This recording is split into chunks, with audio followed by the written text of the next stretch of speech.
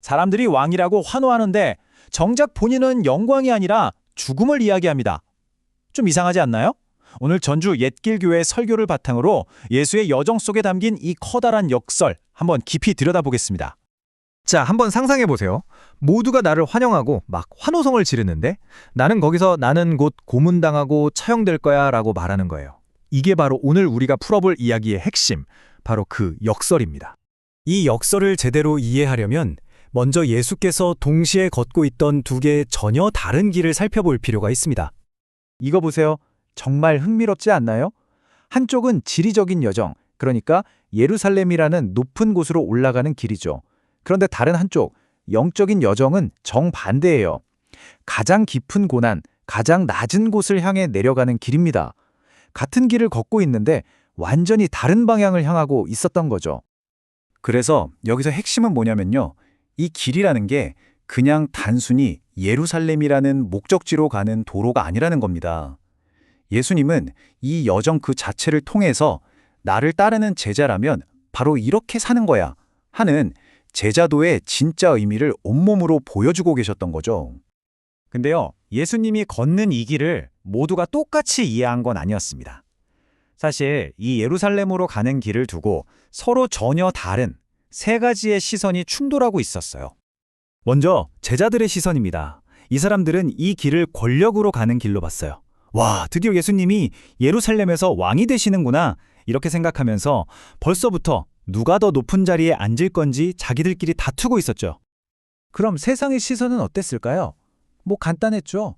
승리라는 건 당연히 힘으로 적을 짓밟고 정복해서 그 위에 군림하는 것, 그게 바로 세상이 말하는 승리의 방식이었습니다.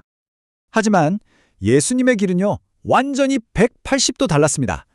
권력과 정복이 아니라 희생하고 섬기고 자기 자신을 내어주는 길, 그리고 그 길의 끝은 보시다시피 바로 십자가였습니다. 자, 이제 이야기가 클라이맥스로 향하는데요. 설교는 바로 이 지점에서 승리라는 개념을 완전히 뒤집어 버립니다. 아주 중요한 단어 하나를 통해서 말이죠. 바로 넘겨지다라는 말입니다.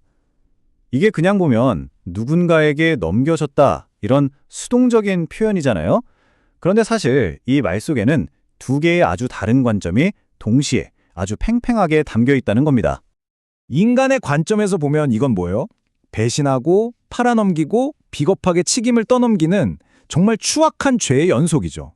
그런데요, 하나님의 관점에서 보면 이 똑같은 사건이 가슴이 찢어지는 아픔 속에서도 아들을 내어주시는 가장 위대한 사랑의 행위가 되는 겁니다. 바로 이 구절이 그 역설을 기가 막히게 보여주죠. 사람은 넘겨줌이라는 행위를 통해 예수를 죽음으로 몰고 갔지만 하나님은 바로 그 넘겨줌을 통해 우리를 생명으로 이끄셨다는 것. 정말 놀랍지 않나요? 더 놀라운 건 예수님은 이 모든 과정을 정확하게 알고 계셨다는 거예요. 종교 지도자들에게 넘겨지고 사형 선고를 받고 또 로마인들에게 넘겨져서 조롱과 채찍질을 당하고 십자가에 못 박히고 그리고 사흘 만에 다시 살아날 것까지 이 모든 순서를 말이죠. 자, 그럼 이 예수님의 길이 오늘날을 살아가는 우리에게는 도대체 어떤 의미가 있을까요? 설교는 이제 우리에게 질문을 던집니다. 여기서 말하는 십자가가 꼭 무슨 거창하고 영웅적인 희생만을 뜻하는 건 아니라고 설교는 이야기합니다. 오히려 십자가는요, 우리 일상 속 아주 작은 순간들에서 발견된다는 거예요.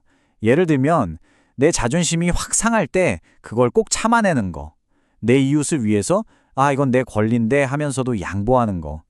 나를 막 욕하는 사람을 미워하는 대신 오히려 기도해 주는 거. 손해볼 줄 뻔히 알면서도 정직함을 선택하는 것. 바로 이런 것들이 오늘날 우리가 질 수 있는 십자가라는 거죠. 그러니까 결론은 이거예요. 정말 엄청난 관점의 전환이죠. 세상 사람들 눈에는 이게 다 뭐예요? 지는 거잖아요. 패배라고 부를 거예요. 바보 같다고 할 수도 있고요. 하지만 주님은 바로 이 길을 제자의 길이라고 부르신다는 겁니다. 패배가 아니라 진정한 따름의 길이라는 거죠.